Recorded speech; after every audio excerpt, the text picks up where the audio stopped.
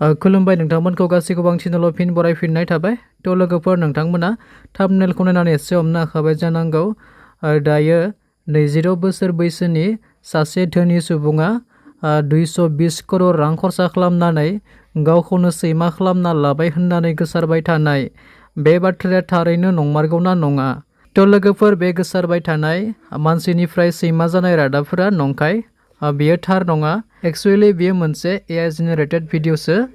नाथाय मोनसे बाथ्राया रोखा दि बे मानसिया गावखौ 220 करोड़ रां खरसा खालामना सैमा बानायाखै। सैमानि रियेल फिलिं कस्ट्युमनि थाखायसो बानायदों होननानै बुंदों।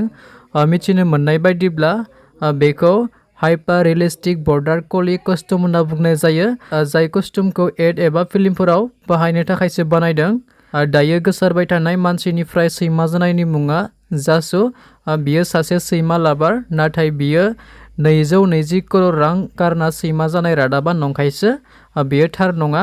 नाथाय बेबायदि महरनि सैमाखौ जलब्रिड सैमा बुंनाय जायो, खिन्थु बियो मानसि नङा दे, बियो फेकसो।